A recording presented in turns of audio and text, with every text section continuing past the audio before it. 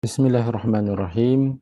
Alhamdulillahirabbil alamin wa bihi nasta'in wa la 'udwana illa 'alal zalimin. Wa la 'udwana illa 'alal zalimin. Rabbi shrah li sadri wa yassir li amri wa hlul 'uqdatam min lisani yafqahu qawli wa ba'du.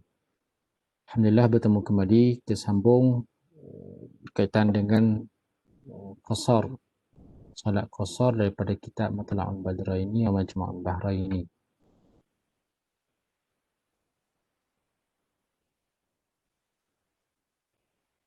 Bermula sembahyang tamam itu afdal jika safarnya kurang daripada 3 marhalah. Jika safarnya kurang daripada 3 marhalah dan jika ada ia 3 marhalah, maka qasar itu afdal. Baik, keharusan untuk qasar salat bagi orang yang musafir 2 marhalah. Mana lebih afdal antara qasar dengan tamam? Yang tu keharusan itu memang tidak diragui lagi. Buat satu contoh, kita ambil 2 marhalah ini, andaikan kita ambil 2 marhalah ini ialah 86 kilometer. Bermakna ini 2 marhalah. Satu marhalah bersamaan dengan lebih kurang 43 kilometer. Maknanya kalau 3 marhalah di sini ialah 86 tambah 43 kilometer. Jadilah 129.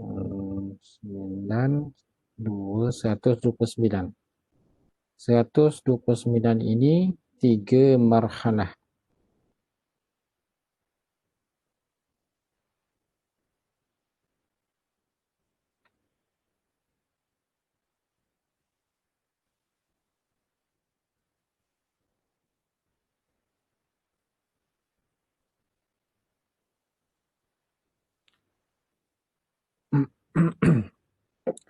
Jadi jika seorang itu bermusafir jarak contohnya 100 km. 100 km ini berada dalam antara 2 hingga 3 marhalah. Masa lagi 2 marhalah, belum sampai lagi 3 marhalah. Jadi mengikut musannif ini mengatakan orang yang musafirnya kurang daripada 3 marhalah, tak sampai 129 km, antara 2 marhalah 86 hingga 129 km, ataupun lebih kurang itulah 129 km. Jadi dia dianggap musafirnya lebih 2 marhalah dan tak sampai 3 marhalah, maka di sini afdal baginya tamam itu lebih afdal. Dan jika ia 3 marhalah, qasar itu afdal. Bermakna kalaulah musafirnya melebihi lebih kurang 129 km. Katalah tempat yang dituju tu 150 km. Lebih afdal baginya untuk qasar solat. Dan harus bagi orang yang musafir yang harus qasarnya ia jamakkan sembahyang zuhur dengan asar. Kemudian selepas daripada kita bicara tentang qasar, jamak pula. Pengarang membicarakan tentang hukum jamak. Harus orang yang musafir yang harus, bukan musafir yang maksiat, harus qasarnya ia jamakkan sembahyang zuhur dengan asar dan maghrib dengan isyak. Ini solat jamak. Dengan jamak taqdim atau jamak takhir. Ini kelebihan untuk orang yang musafir yang kedua. Selain daripada qasar, solat jamak. Bermula syarat jamak taqdim itu 4 syarat. Ada 4 syarat untuk jamak taqdim. Pertamanya dimulai dengan yang mempunyai waktu. Dimulakan solat itu solat yang berwaktu, yang mempunyai waktu, sahibul wakti, iaitu dimulai dulu daripada isyak. Ini syarat, mesti kena penuhi syarat ini. Berbeza dengan jamak takhir. Yang jamak takdim kena mulakan sahibul waktu dahulu. Maka jika diakas akan dia dengan sengaja, Kalaulah diterbalikkan, dilakukan secara terbalik, sembahyang asar dahulu, kemudian solat zuhur kemudian, di dalam solat dalam jamak qasar, dalam jamak taqdim, ataupun dia solat maghrib solat isyak dahulu, kemudian disusuli dengan solat maghrib di dalam jamak taqdim, dilakukan dengan sengaja, lagi diketahui tiada sah sembahyangnya, tidak sah sembahyangnya. Dan jika dengan terlupa atau jahil, kalaulah terlupa ataupun jahil, akan jadi sunat mutlak, tak jadi solat fardu, qasar dan juga jamak. Itu yang pertama, mesti didahului dengan solat yang berwaktu dahulu. Dan keduanya, niat jamak pada sembahyang yang pertama. Sembahyang yang pertama jika menyertai dengan salam yang pertama sekalipun, mestilah ada niat jamak, niat salat untuk jamak ini dalam sembahyang yang pertama. Masa mana? Sehinggalah sebelum salam. Sehinggalah sebelum salam, ataupun ketika salam yang pertama, ada niat, mari niat untuk jamak tu ketika ketika salam yang pertama. Jadi memada, sah juga, ajza'ahu, mana boleh dengan niat jamak ketika beri salam yang pertama. Tapi hak seafdalnya, semolek-moleknya dilakukan niat jamak itu diniatkan semasa takbiratul ihram solat yang pertama.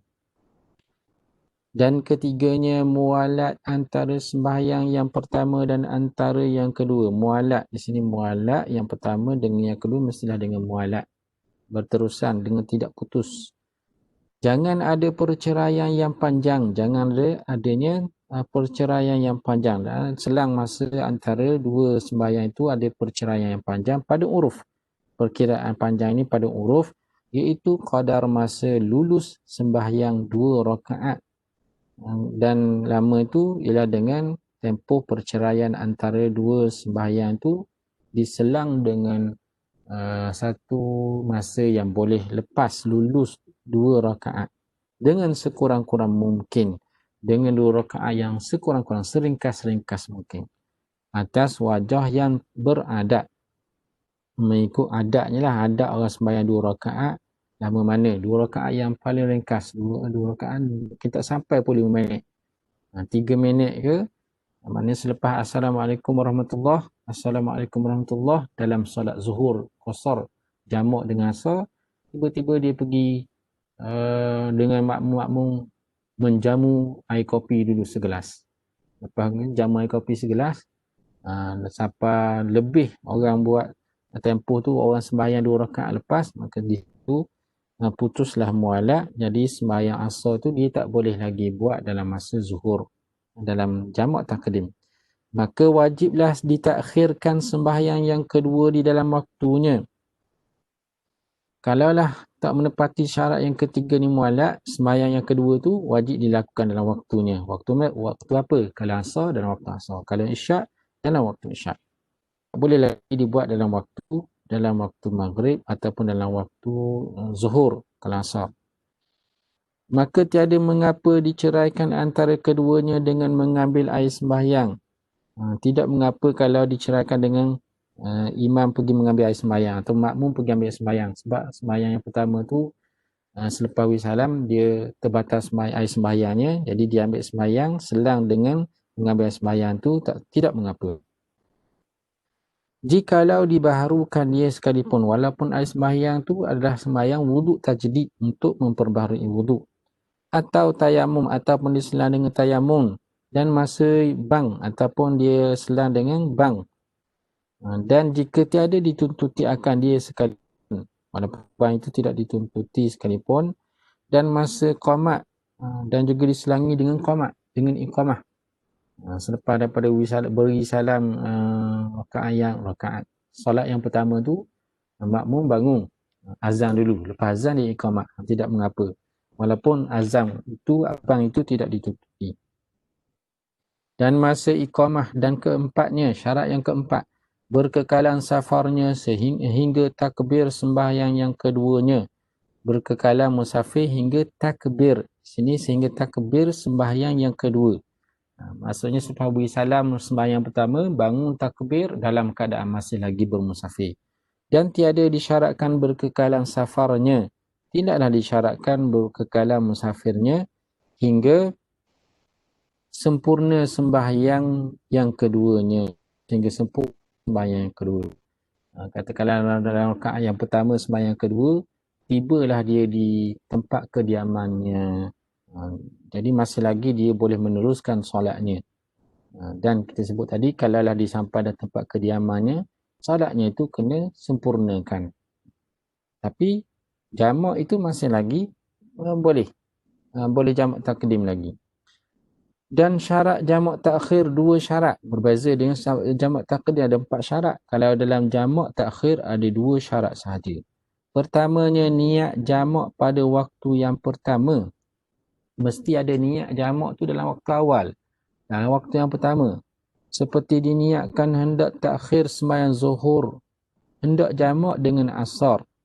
Contohnya bila masuk waktu zuhur dalam keadaan dia memandu ke, dia dengar azan dalam radio, lalu dia pun niat untuk jamak takhir sembahyang zuhur dalam waktu asar. Demikian maghrib pada maghrib, demikianlah pada maghrib dengan isyak. Samalah juga waktu maghrib dengar azan, dia pun niat nak solat maghrib ini dalam waktu isyak. Dan keduanya berkekalan safarnya hingga selesai kedua sembahyangnya. Berkekalanlah musafirnya itu sehinggalah selesai 2 sembahyang. Sama ada tertib akan dia atau tiada. Sama ada sembahyang dua jenis itu dilakukan secara tertib atau tiada tertib, atau tiada disyaratkan pada jamak takhir akan tertib. Maksudnya dalam jamak takhir ini tidak disyaratkan tertib. Maksudnya kalau ada sembahyang maghrib dengan isyak dengan jamak takhir, boleh baginya untuk tertib dalam susunan sembahyang. Maksudnya dia melakukan solat maghrib dahulu, kemudian disusuli dengan solat isyak. Ataupun boleh dia melakukan solat isyak dahulu, kemudian dia buat pula solat maghrib. Jadi tidak ada tertib, tidak disyaratkan tertib. Dan mualat, dan juga tidak disyaratkan mualat. Dan niat jamak pada sembahyang yang pertama. Dan juga tiada disyaratkan niat jamak dalam solat yang pertama. Baik, 3 ada nota kaki, nombor 3 tu. Nota kaki, harus mengerjakan sembahyang jamak takdim di dalam negeri kerana hujan. Dan jika tiada lebat sekalipun dengan syarat.